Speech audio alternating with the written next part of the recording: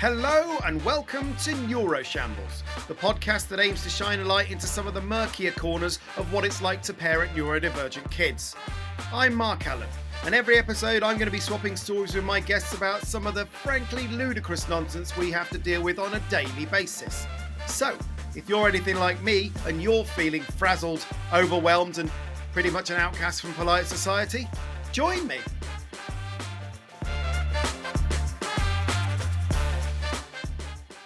Hello, welcome to episode 5 of Neuroshambles. Thanks for coming back, Neuroshamblers. It is a pleasure to have you here. We've got another packed episode where I'm going to be meeting a new guest, where we'll be discussing the thorny issue of friendships and how our neurodifferent children navigate friendships in their lives. We're also going to have a lovely It's Not All Rubbish section where we'll have a new neurodiversity champion. We'll have some tiny wins, and we'll be rounding off with a whole bunch of what the flip moments. It seems like they've been coming thick and fast in recent weeks. So I've got lots to share on that front as well. So without further ado, let's crack on. Meet the guest. Okay, so this is the Meet the Guest section where we obviously are introduced to a new guest to the show, and this week our guest is Kate. Welcome to the Hello. show, Kate. How are you doing? I am very, very well. Thank you very much. Thanks for having me. I'm delighted to be here. I thank you for for going into a small cupboard on my behalf. Pleasure. I don't do that at all. I don't insist on guests doing that, but Kate has kindly sat in a cupboard to aid the noise recording side of things. So, firstly, I guess I'd like to know a little bit more about your setup. What are you dealing with there in terms of neurodivergencies in your household? Yeah, so, well, firstly to say that I myself am on the ADHD pathway, the never-ending pathway, I think, via the NHS. Not in any particular rush, but I also suspect autism too, but we'll do one thing at a time because, because that's how I work.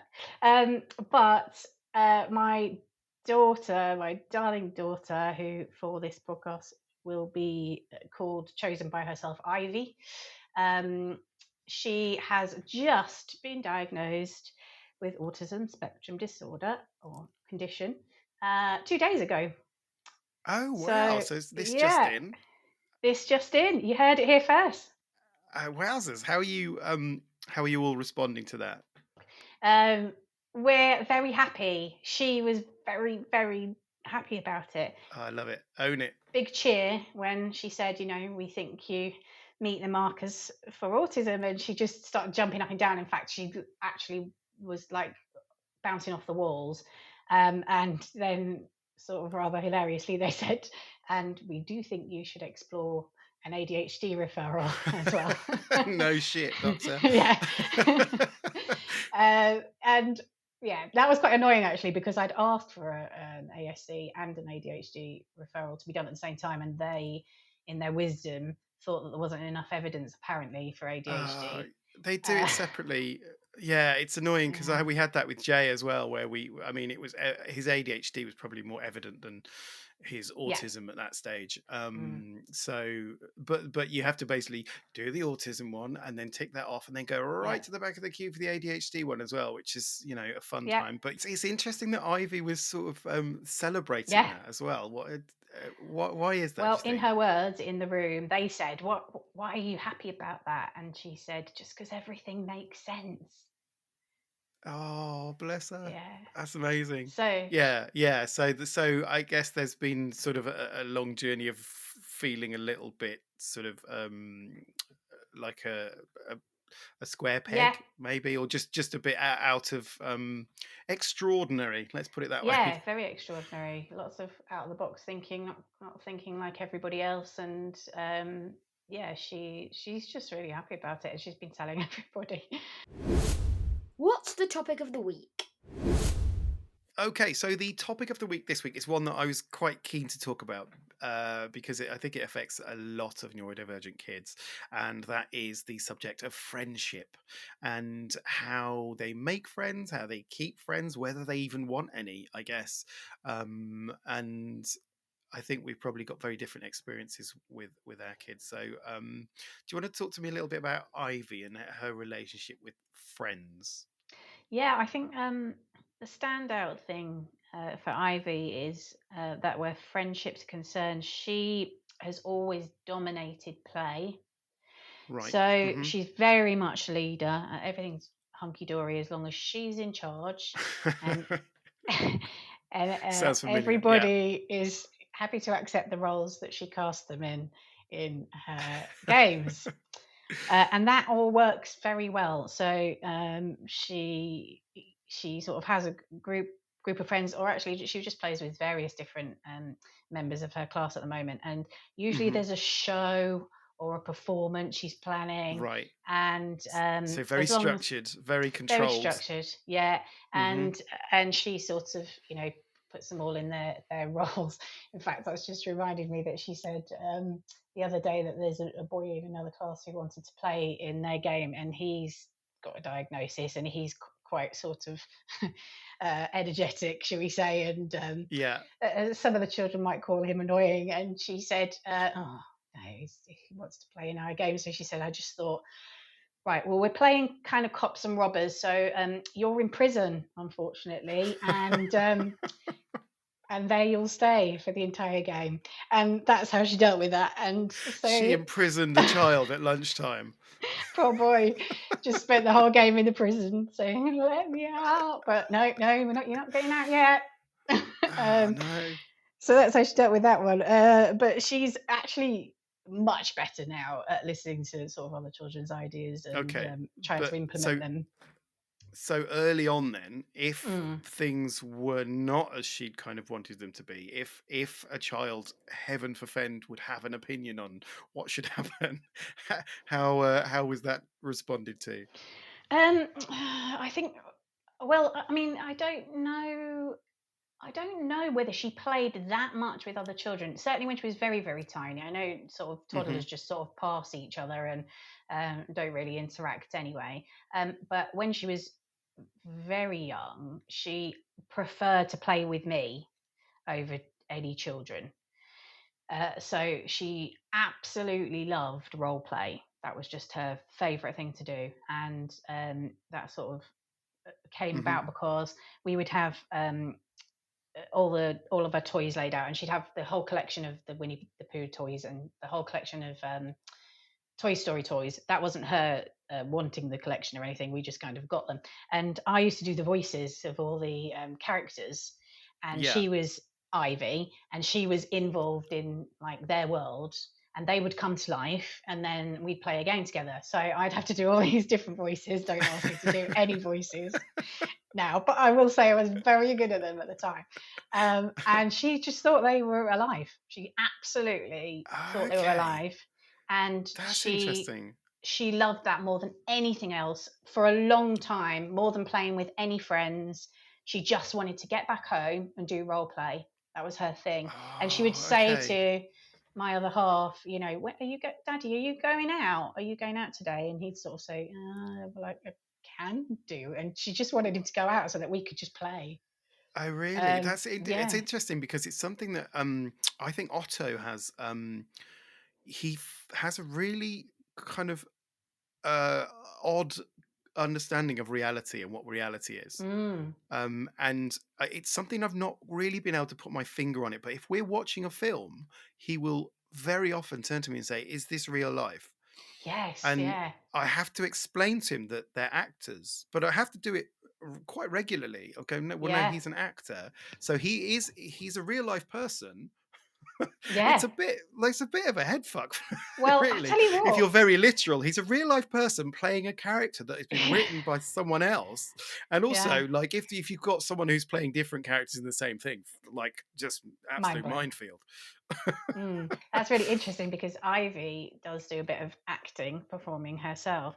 But Yeah. she's the Hmm. same. And so even though I say to her, it's acting like what you've done, and she's done green screen Yeah. acting and, lots of voiceover stuff. She still can't get her head around it, and she absolutely won't watch anything scary or anything that might give her nightmares or anything like that. Okay. And I mean, And that's a big thing for Otto as well. yeah. Like watching scary stuff. You're the first person that I've met that's actually had that, like that Mm. their child has a similar sort of confusion about real and unreal when they're watching Yeah, something or and she playing something. often does have dreams about, what she's watched, and like all of her friends are watching Wednesday at the moment, and some of them are watching Stranger Things and stuff like that. But she just absolutely would Right. Okay. not watch anything like that. No way, because Because it's real, it's right? real. In her world. Yeah. Ah, yeah, because yeah, Otto has nightmares about seeing stuff on YouTube, and like Mm, he will, and like just stupid stuff. It's not even scary stuff, but something will just lodge in his mm, head, and then he won't be able to sleep, and he'll be just worrying about, like, Jay watches a lot of kind of YouTube video game walkthroughs, and sometimes there'll be something that's a bit sinister, not like scary, but just some sinister music or something, and that'll just lodge in Otto's head, and he won't be able to kind of shake that, and it will affect his mm. sleep, and yeah. Yeah. So So Ivy kind of preferred to play in kind of make believe make world, believe I and guess, with early on. me. Yeah. Hmm.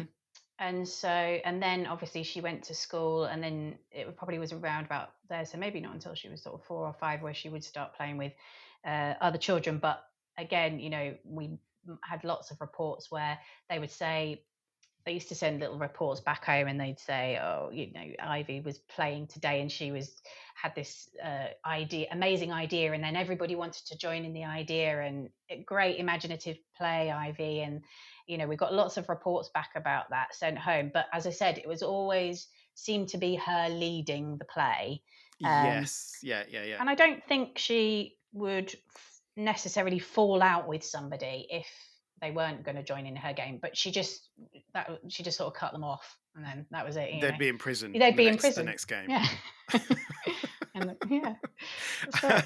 I mean, I recall, because when they're really little, you try and encourage them to play, right? And Yeah. you get other kids and you try and get them to play. And there was always something that I noticed with Jay, is that he wasn't particularly interested in other kids, Mm. and playing with them. Um, and I guess part of that is them not picking up on social cues, right? Yeah. Because it's a very sort of non-verbal interaction that you seek out other people, and there's give and take, and there's sort of, you pick up non-verbal cues and you run with it, and you give your own non-verbal cues, and it's a much more of a collaborative thing, whereas Jay wouldn't do that. So I Mm. remember once watching him playing with a kid, and he'd accidentally hurt this kid, and this kid is just crying on the floor, Mm. and Jay's just stood there waiting for him to stop crying so they can start playing again. Yeah. And there was no which Yeah. made him look like an absolute nutcase, because I was like Psycho. watching it going, he looks like he's just decked this kid, and he's waiting for him to get up to have another go. And obviously I'd seen Uh, it happen, so I knew that wasn't what was happening, but it looked very strange because he wasn't picking up on this nonverbal communication.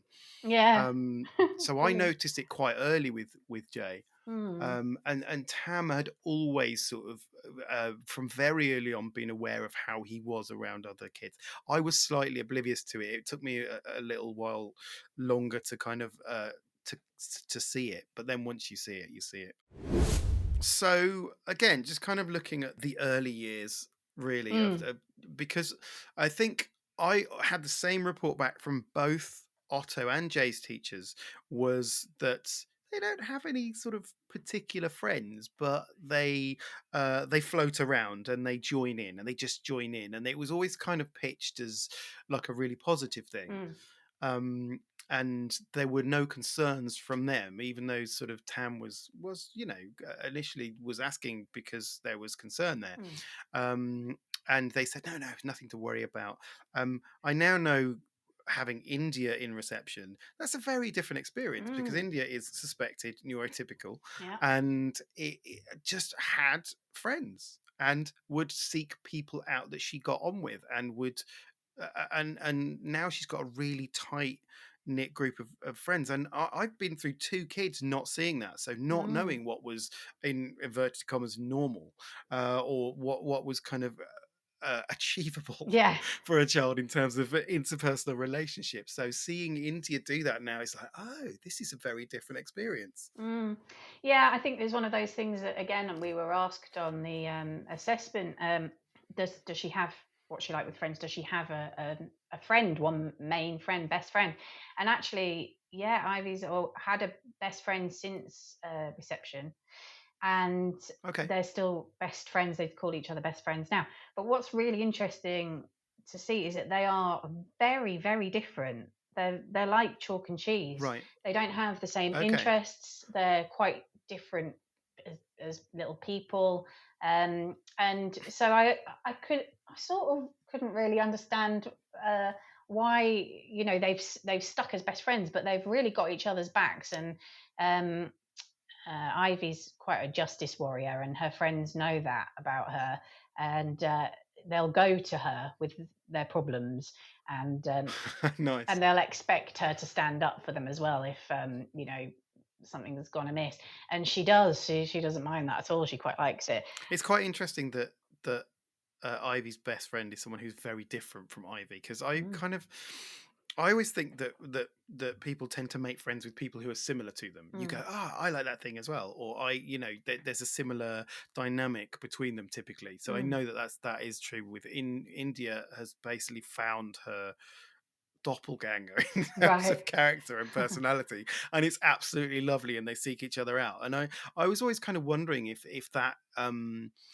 that's why Jay and Otto, certainly in the early years, didn't have that many friends, is because there aren't many people like them. Mm, It's not like they can latch onto that and go, oh, you're a bit like me, so let's group together. yeah. And actually, I was talking to Jay about this recently, and he said that the only person in the world that gets him is this boy. And he said this boy's name, and he said this kid that he met on holiday. Mm. It was like a couple of years ago. Who Wow. he's like met once, and he was this like obviously neurodivergent kid. Yeah. Like Yeah. they were like peas in a pod, and it was absolutely lovely to see. Yeah. And they would just talk at each other, and they would interrupt each other, and they put their hand in each other's faces, and they didn't care, and they would just like just the same energy, and they'd run around and they'd do sword fighting with sticks and hit each other and hurt each other by accident, but not really give a shit. And Yeah. it was amazing to see. And he's just latched onto that and gone, he's the only person that gets me, Oh wow. because he's the only person I think that I've ever seen that is on a similar kind of level to Jay. Mm. Well, what I would say with Ivy is that actually, if out of school, so if we're on holiday, or if she's got an activity kind of a club or a summer school or something that she goes to, she Hmm. does always head straight for the other neurodivergent kids. Okay. Yeah, always, and they're always on top of each other, like, and it's just like an instant hit. But what happens is there'll always be some kind of incident or something, well, not always, but usually, and then it suddenly ends. That's what I find. So they're kind of like Right. Okay. really good friends. And mum, can she come over and can she come for a play date? And can we do this together? And can we meet up and can we chat on a Zoom and this and that? And then it just sort of all ends. And then that's Oh, it, over. Whereas the friends she's got at school that are different from her, that are not necessarily neurodivergent, has been longer lasting. That's what I would say. But maybe that's because of the situation. yes. I don't know, that they're in. They see I each mean, other. are they aware of Ivy's neurodivergency? Oh I yeah, mean, I she's know she's told told everyone everyone. now, but Yeah, everyone. but before then, obviously, because it's been evident for a while, I'm sure. Have Mm. you kind of discussed it and with the parents, or is this just a sort of Yeah, with her little group of friends, we've all got the usual sort of mum's WhatsApp chat, and I've kind of just certainly mentioned things, or said, oh, I'll be sitting in the car park whilst everybody's outside, everybody's inside, because I've got to wait in case Ivy is overwhelmed and needs to go home early. So hmm they certainly know about her anxiety, and in the yeah, in the classroom she is a bit in and out of the classroom when she okay. finds it overwhelming, so I'm sure the kids have fed that back as well. So yeah, I don't think it's a surprise to anybody, no. So sort of moving on from the early years, Mm, then we sort of get into I guess junior school, where friendships become a bit more kind of fixed and a bit more important. I think the social aspect is a bit more important rather than you sort of play as groups. And that's where I've noticed that Jay is becoming more and more isolated, I Um, guess, in that and he's that is he's his all right with choice it. as well. I Yeah. mean, he said, he said to me, I barely have any friends and I don't want any. And Yeah. it is quite, it's quite heartbreaking to watch him as he sort of drifts around the playground on his own. And one of the things I need to do is also sort of check myself and realize that I'm actually projecting onto him. I'm projecting something onto him that Yeah. I would want. I would want Yeah. friends. I would want to be Social popular. norms. And yeah, exactly. I'm projecting that onto Jay when he doesn't seek that. If anything, that would cause him more anxiety and more dysregulation. So Mm. he's very good at self regulation, and he's found at lunchtimes, because that was a big thing for him as well. At lunchtimes he didn't want to go in the playground. I kind of, in hindsight now, it's the sensory overload of it, Yeah. so he just is given special dispensation to just go in the library and read, Mm. so he's absolutely fine with that. But I remember once, and the first sort of inkling that something was very different was when he told me he was in the playground and he was like, the boys started making fun of me, and I was just trying to meditate. And I was like, I mean, Sure. firstly, he doesn't know anything about No. meditation. He's like, right, okay. Okay. So it wasn't like he'd practiced meditation. But he said, yeah, I was trying to meditate. I was like, well, where were you trying to meditate, Jay? And he went, oh, in the sunniest part of the playground. And I was Mm. like, and where is the sunny part of the playground, Jay? And he went, it's in the middle of where the boys are playing football. And I Oh, was he's like, just oh sitting God, there, no. So I got cross-legged. this is literally going Um. so then so then they start taking the piss out of him, because Oh. it's an odd thing to do, right? Yeah. It's like be oblivious to everyone else, and he's there going so they start taking the piss out of him and going Bless him. so he then gets annoyed at them and decides to walk off, and then they started sort of following him and doing it. And I sort of reflect back on my school days, and I know that there was always at least one kid in the playground that was just the little weirdo, Yeah. that would just be on his own, right? And Yeah. he'd just be talking to himself or meditating or whatever it was at the time in the 80s. I know. Um, and I just sort of the realization that that's Jay, Yeah. and Yeah. also the realization that that kid at our school was more likely than not neurodivergent. Yeah. But we didn't know, did we? It We just just did wasn't a not know. thing. No, exactly. And now Otto is a very different kettle of fish, as I kind of explained in the last episode about special interests. He's suddenly got into football Right. in a slightly almost too intense way, but Right. not. But I think socially, it's comforting to him. He Mm. sees that there's lots of kids play football at lunchtime, and it gives him this little kind of social crutch to lean on, because he can just go and play football with them, and he doesn't have to interact with them really Yeah. in any meaningful Just sense, running because they're around. Yeah. playing football, they're playing a game, and the rules are defined, and he knows what's expected. Um, and that has actually been incredibly good for him, I think, in terms of having this group of people that he can hang out with. Yeah. He's conversationally, he finds things really difficult, so he needs these little crutches to kind of hang stuff off. So like at breakfast time, he'll just fire questions at people, Yeah. and it is quite, I haven't even had a coffee yet, Yeah. and he's Yeah. just like asking me, Daddy, what's your least favorite animal? It's like, Yeah. I don't know, Otto. Can't, I can't haven't thought function about yet. this. And he'll just be firing questions at everyone else around the table, and I've realized now that it's because it's a conversational thing that he can start, that Mm. he doesn't have to have an opinion on anything Yeah. really. And it's almost just like a scaffolding that he can have Yeah. those conversations. And I think he's a bit like that at school as well. He does a lot of riddles. He goes, I've Yes. got a Oh, riddle for you, Ivy and loves then, riddles. oh really, that's a thing, isn't it? Oh, Yeah. loves them. I tell you, she really loves, as an extension of that, things like, there's treasure trails and escape rooms and Yes, yeah. anything like that that gets her brain thinking sort of outside of the box. Yeah, we're a big fan of escape rooms. So, in terms of sort of Ivy's relationships, then Mm. the anxiety that she kind of feels is does she kind of pick on up on the sort of the politics of friendships, or is she Um, largely sort of oblivious to that? no, yeah, she does pick up on politics in general, and also she quite likes a debate. So, Okay. I'd not say that she necessarily starts drama. I don't think she's like that, but she quite likes going. Okay, so now we're having a debate, and then kind of going into that. Um, I mean, actually, one of her very favourite things to do at the moment. I don't know whether Jay's there yet, but roast battles. Oh my That's what she's god, into Jay would right now. absolutely murder me. He roasts me every day. Oh.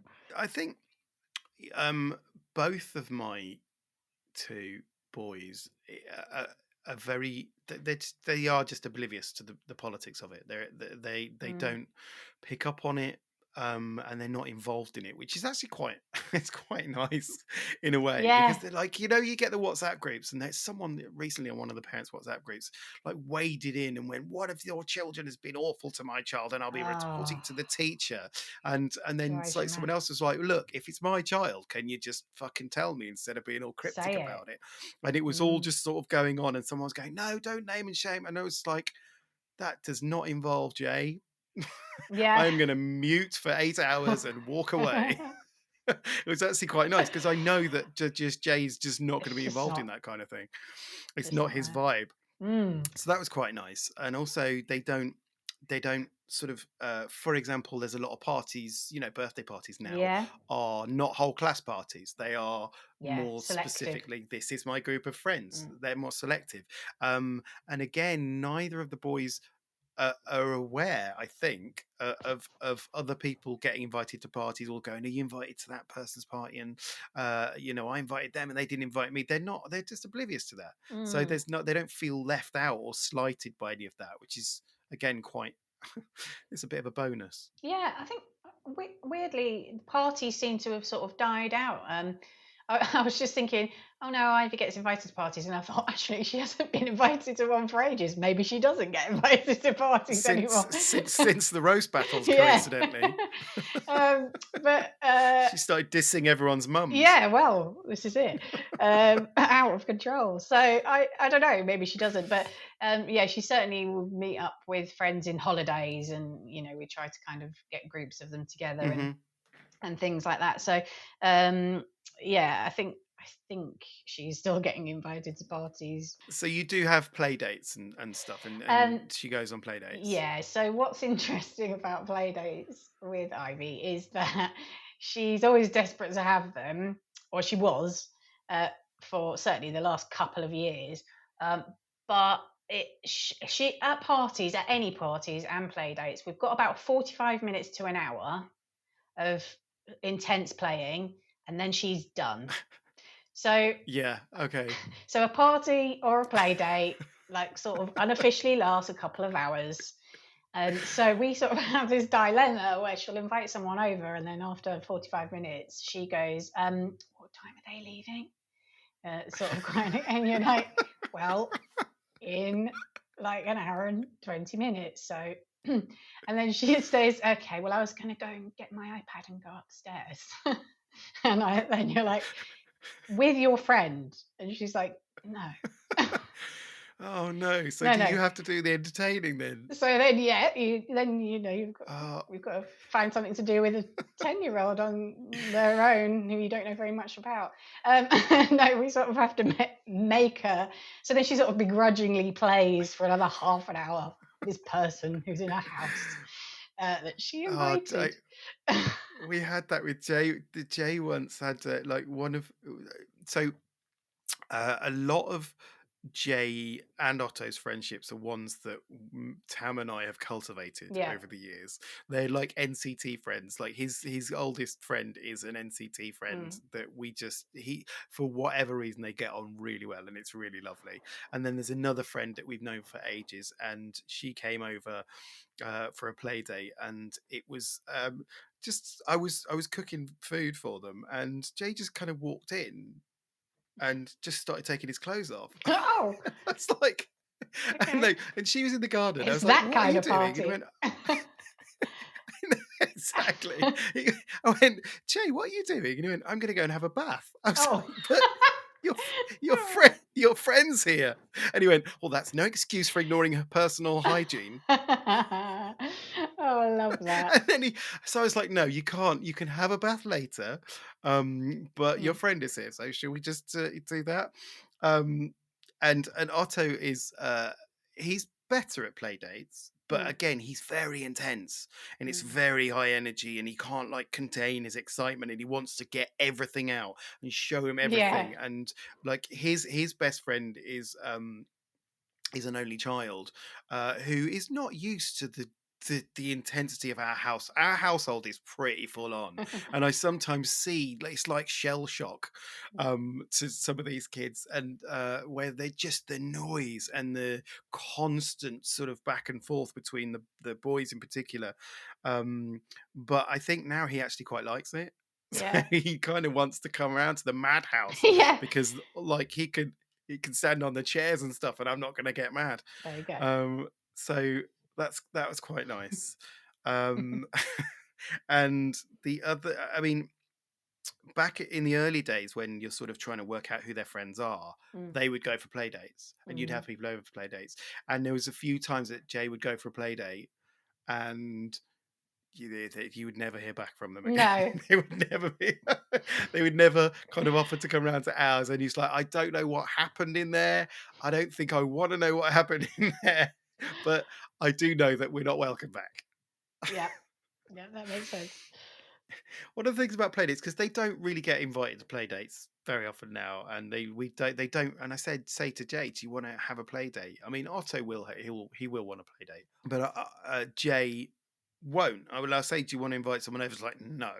Why would I want to do that? So I said, okay, but I sort of miss that because Yeah. for me, it's almost like test driving a neurotypical.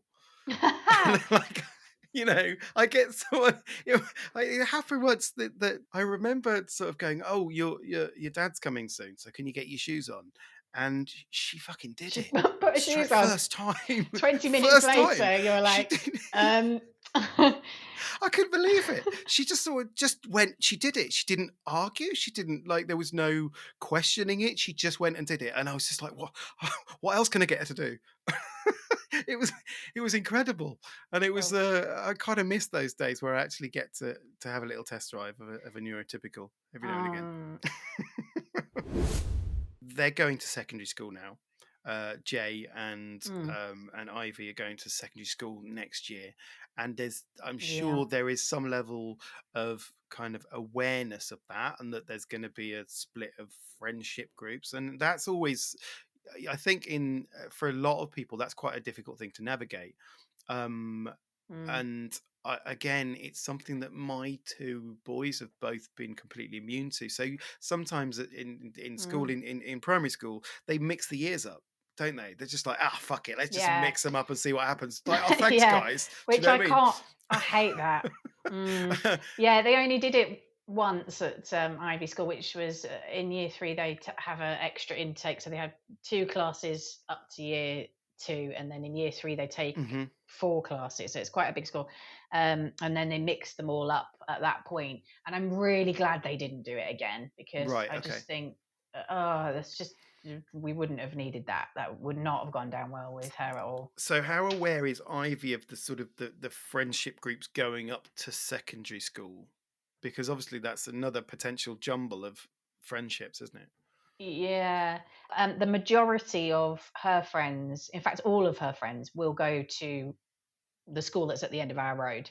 I think it's really important for her, and I think it's probably going to be the school that we choose because of that reason, because of her current friendships. I mean, for Jay, friendships are not a driver of where he wants to go, basically at all. Like Mm. at the moment, and I'm getting a lot of parents going, "Oh, where are you going to go?" It's like, like Mm. I cannot choose a school for Jay based on how good the art class is or what extracurricular activities. I Yeah. basically have to choose a place that's not going to completely crush him when he gets there, Yeah.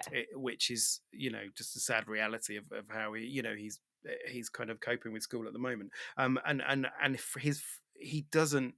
He's not really attached to people. So the fact that the majority, like the vast majority of people at his school, are going to go to one of two different secondary schools makes no difference to him at all. He doesn't care about that, which in a way is quite nice because there's no anxiety around that of if he's not with like that friend or this friend. And also when they mix classes up, his closest friend was put in a different class, um and Mm. he was just like, well, I'll see him in the playground, he's not dead, is he?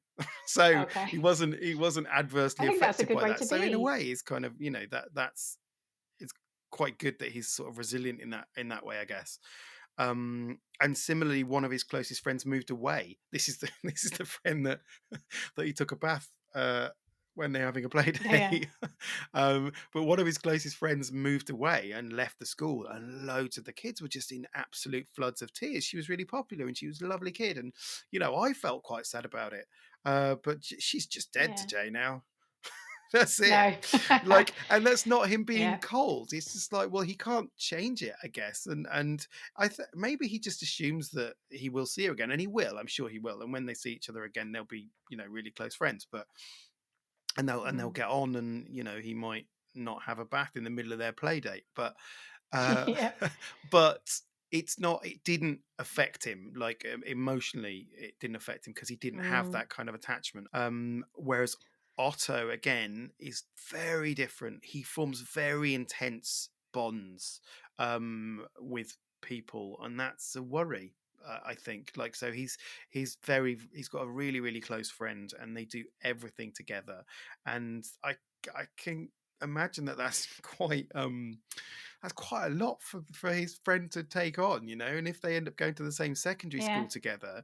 Because I was talking to Tam about this, because Tam is a secondary school teacher, and they had a kid in their school who was neurodivergent, and he had a really intense friendship, and they sat him next to his friend for every lesson.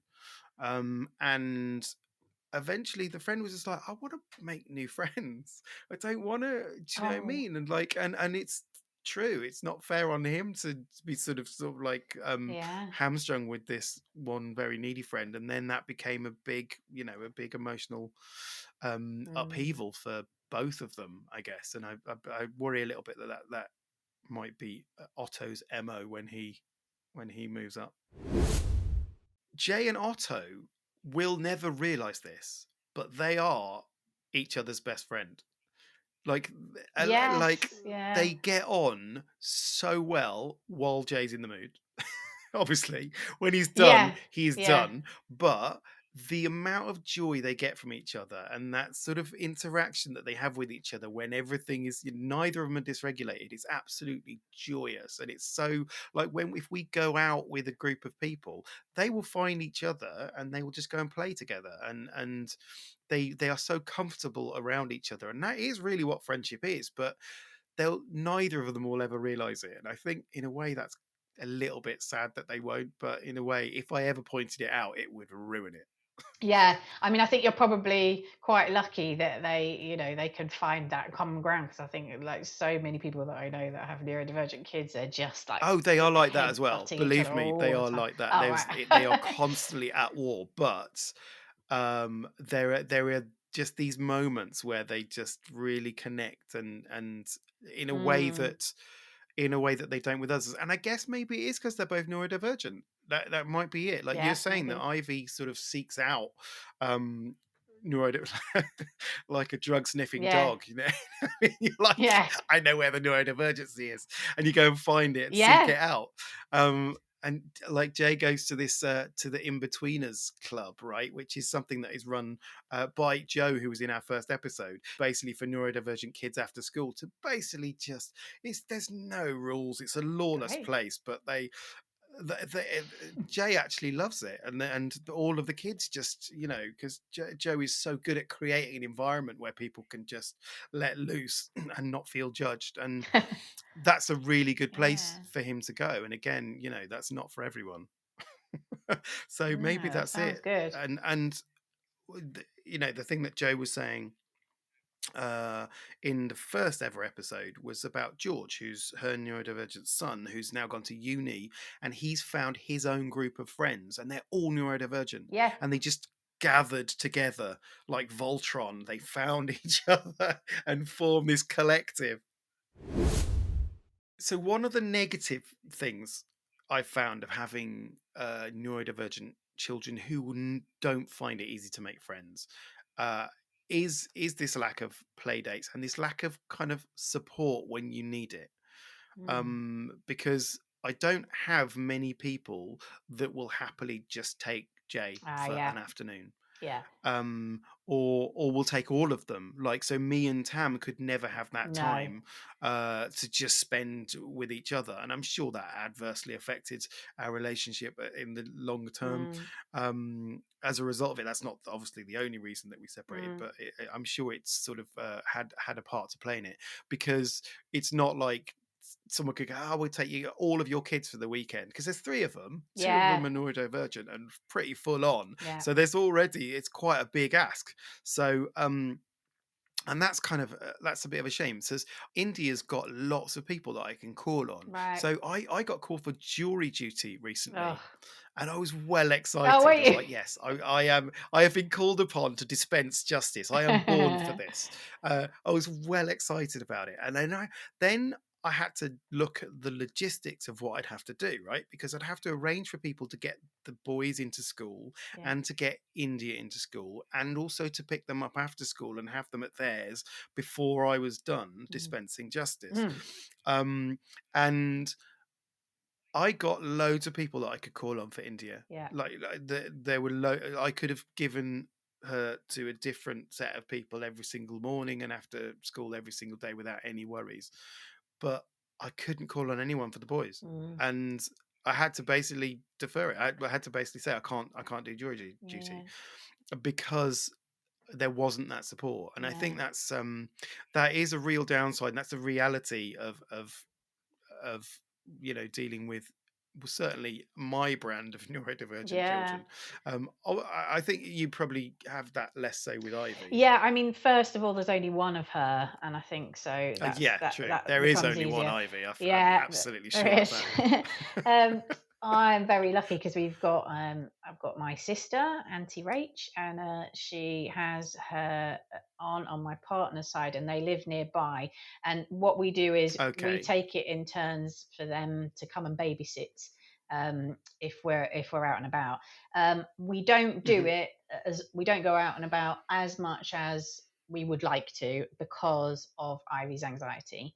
Right. Okay. She can manage it for the odd night here or there, but it's certainly not. It might be once a month or something like that, which sounds like it's Hmm. probably a dream for you. But we're quite lucky, but we just don't do it as often as we'd like to because we don't want to leave her, unattended for too long. Yeah. Yeah.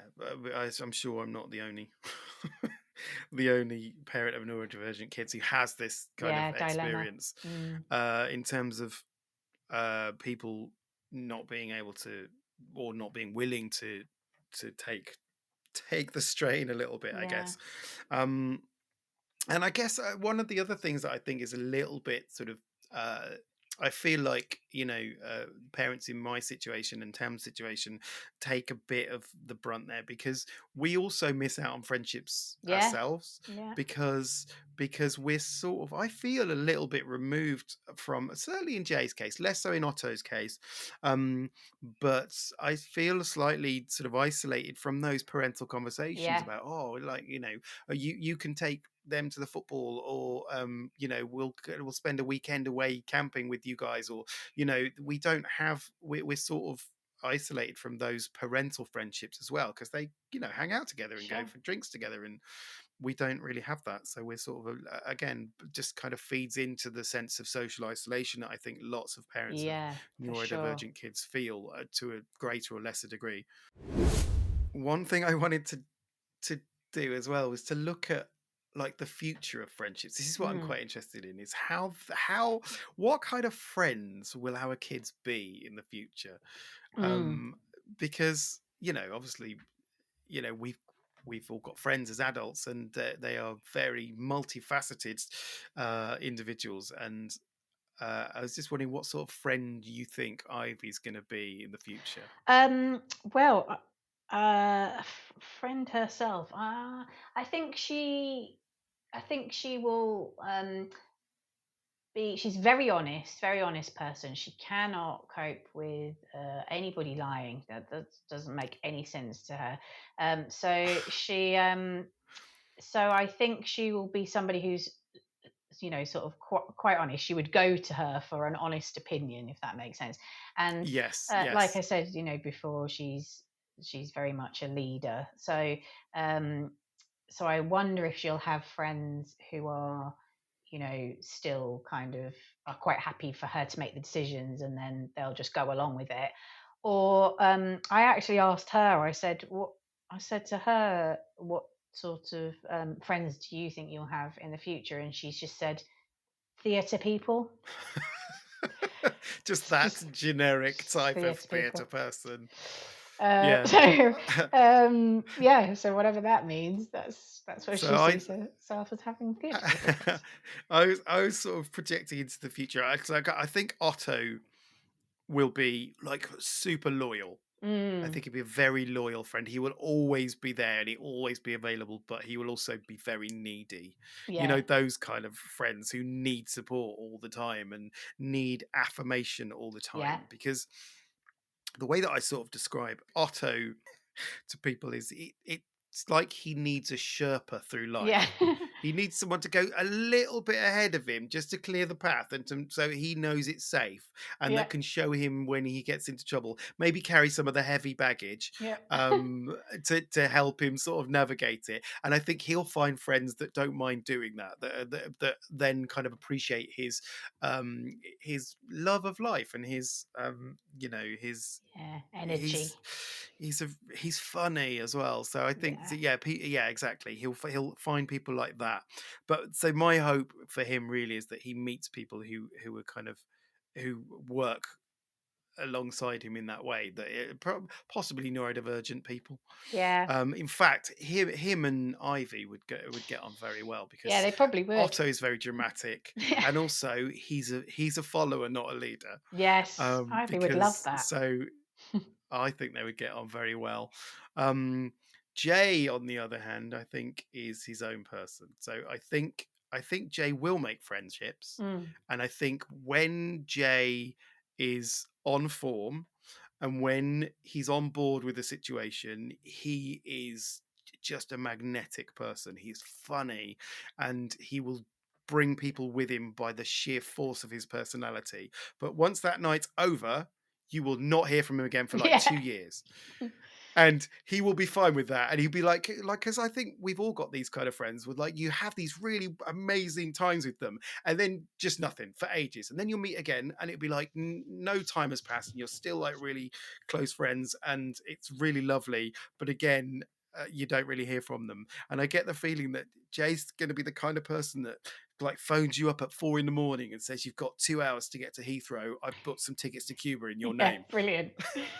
That would be And great. you're like, well, I'm coming with you. That's it. Yeah, I've got no choice. And he's, I think, that's him. that's That's him. what he's going to He be like. I sounds think. like have you heard of object permanence?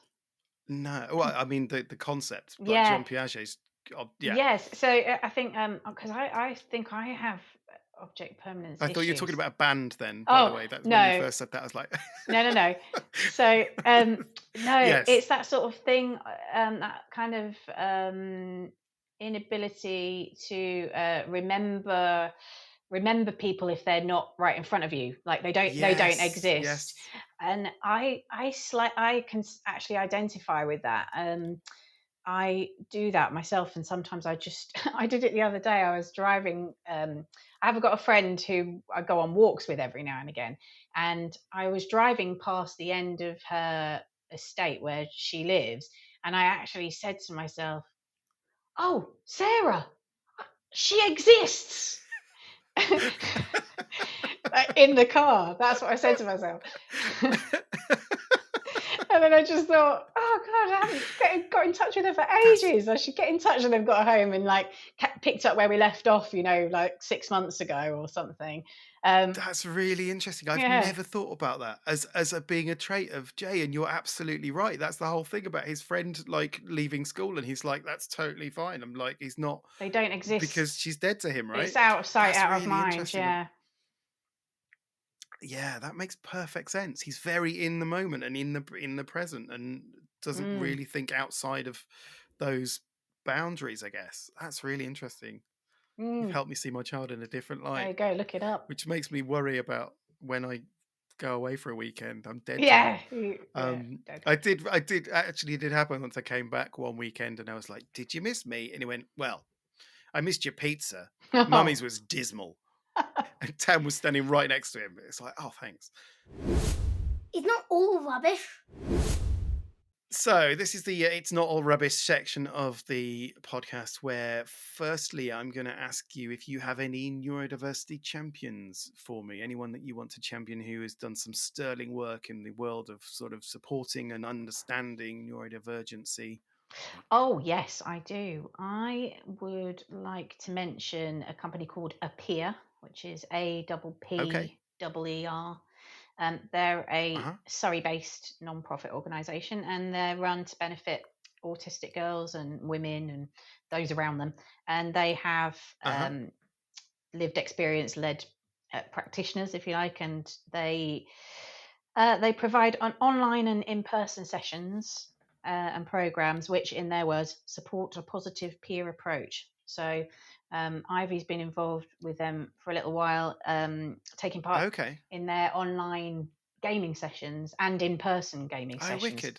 Yeah, so they Mm-hmm. do Roblox sessions and Minecraft sessions, and they all just get together and play really online. And then they also take them sometimes to a place called Overworld, which I think is in Woking, and it's gaming space and VR space. And they're just a lovely, friendly company. Um, it means when we obviously go out and about and they meet up with each other, these girls, that the parents can obviously meet up with each other as well. And Yeah, it's so so many important, isn't it? interesting conversations get started that way. So, yeah, I would highly recommend checking them out. They are a peer. Oh, that's lovely. Thanks for that. As with any of these neurodivergency champions, I put them in the show notes for the podcast. So if you're listening to this and you want to check them out, I'll put the address for them in the web address for them in the podcast, and you can check it out yourselves. Awesome, thanks for that. Also, if anyone listening has any neurodiversity champions that they want us to mention, please feel free to email me at hello@neuroshambles.com, and I will try and give you a shout out if I can. That'd be great. Tiny wins. The next bit is the tiny wins section, which I do need to rename because these aren't tiny wins. These are, I think I'm Massive going to wins. rename it tiny epic wins, because they are tiny in a neurotypical world, but to us, they are fucking Yeah. epic. And I think, yeah, I'm going to probably rename that section.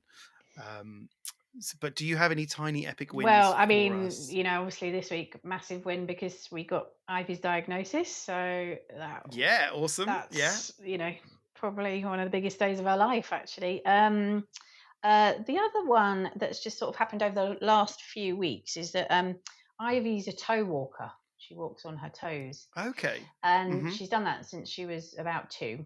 And Mm-hmm. that, of course, now means that because her calves and tendons have not been used in the way that they should have been, she can't actually put her heels down now without, having to lean. So she can't stand Mm-hmm. up straight with her heels down. So we've been on various physio appointments and trying to stretch them out and everything, but it's not really going to happen.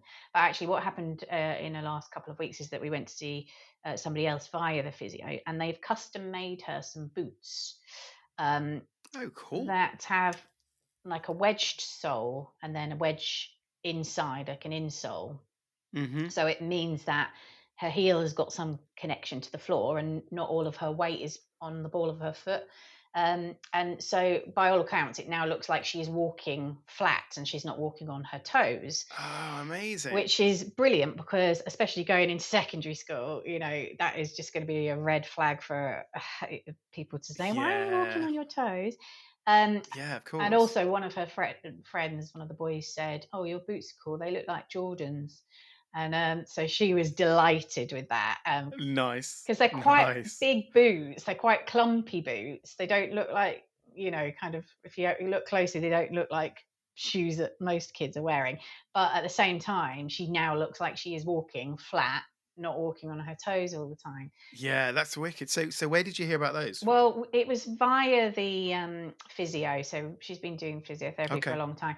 And then they kind of referred us onto somebody else within that chain or within the NHS. So these boots, I Yeah. mean, they're a couple of £100 a pair, but it's through the NHS, so we don't have to pay, which is great. Well, so are Jordans. So Yes, exactly. So, so that was a small win for us because, yeah, now she's walking, looking like she's putting her heels down, and hopefully that, wicked. yeah, Yeah, that'll that is help an her. amazing win. Yeah. What the flip? The next section is I want to the what the flip section. This is where we highlight things that our children have said to us that make us go, Random what things. the flip? Just completely bizarre things that get thrown our way, and we just have to do a bit of a double take and then go, okay, this is what it is. Sure. um so I've got a few. Have you got any for us this week, Kate? Oh, yeah, quite a lot. Yeah, my mum, bless her, has been keeping notes actually since Oh, great. Ivy was able to talk, and she writes down all, like, funny things she said, whether Ivy knew they were funny or not, which she does most of the time. She sort of knows she's quite funny. Um, and so I said to her, right, I'm going to go back in the archives and have a little look. So I picked out a couple from when she was about Oh, brilliant. six. Six seemed to be a good year Okay. for quotes. So she said, "Mum, I think when you die, it's best just to put you in a coffin and rest umbrellas against you in the hallway." So that was good. Did you drill down any further into that, or did you No. just go, yeah, Mm, probably is best, and yep. just walk off, don't you? Made a note. Yeah. Um, and, and then, as you know, she's always one for performances. So I remember also around that time she said, "Mum, do you want to watch mine and Auntie Rachel's play? It's an interpretive dance in the reggaeton style of Romeo and Juliet." At 6, Yeah, at 6. already challenging conventions at 6. And it was I a love it. very interesting performance, I must say. Auntie Rachel was Oh man. exceptional. It was the performance of her life. Yeah, and then finally, just a little sweet one. She said, at that age as well, she said, "Daddy, you smell of fresh parchment and radiators." I love that. That is like the new Calvin Klein scent. Yeah. Fresh parchment Oh, and yeah. radiators. I love it. We've had quite a few this week in particular, and I think the more dysregulated Jay gets, the more he comes out with them. So one this week was, Otto is more uncoordinated than a one-legged badger. Good. That was one. Yeah. Um, Personally, I'd rather work in the mines than do social activities. Wow. Oh, Which, wow.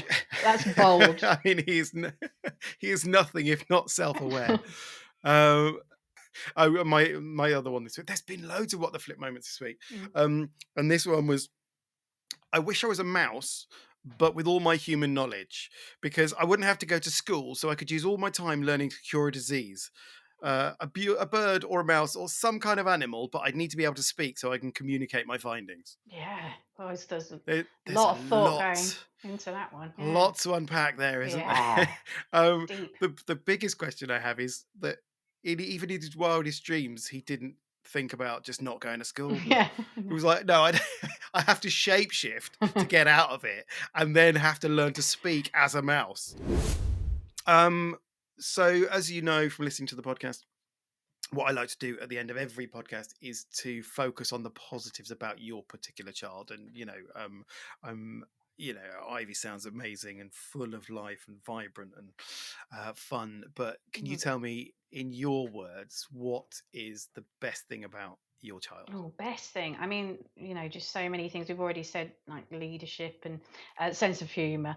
But I think I love her creativity. That's just it just pours out of her. She's so creative. Whether it's kind of poetry, she writes poetry. She wrote herself a poem before we went in for the assessment on Sunday. She was feeling very anxious, so she put it down in poetry form, wrote herself a Oh, poem about lovely. her feelings. And, she loves art and she performs and she loves her rap battles. Um, and she actually, the other thing that I just love at the moment that she's doing, she started in lockdown an online art club, and it's Oh, for yes. anyone of her sort of age, and they get together on Zoom each week and they have a theme, and they can create their own art based around the theme, and then at the end they show each other their artwork, and then she picks a star of the week, and the star gets to Oh my decide God, that's the next amazing. theme. And she started it in lockdown, and it's sort of come and gone, and she's back on it at the moment, so it's like a 10-week thing, and she sort of has maybe 10 kids on this. Oh my um God, this is. Can we drop in? yeah, you Otto would love absolutely that can, because absolutely. Otto does. He loves doing how to draw. Yeah, Do you yeah, know that there's like a YouTube? yeah. It's how, and he loves that because again, think about the Sherpa analogy. Mm. It's someone showing him how to do a thing, and then he's produced something. Right, exactly. So he will love doing Yeah, that, you I'm can drop sure, in, because he's yeah. quite into that. The Totally do. theme Send me the is details. holidays this week, but yeah, last week it was robots, and there's Play-Doh, and there's sometimes people bake stuff. We've made a cake one time, and Oh, lovely. anything you like, but art Oh inspired. yes, yeah. Oh, can we? We'll try and join that on Yeah. Sunday if we can. So yeah, That'd be creativity wicked. has got to be, I think, the best thing about Ivy. Excellent.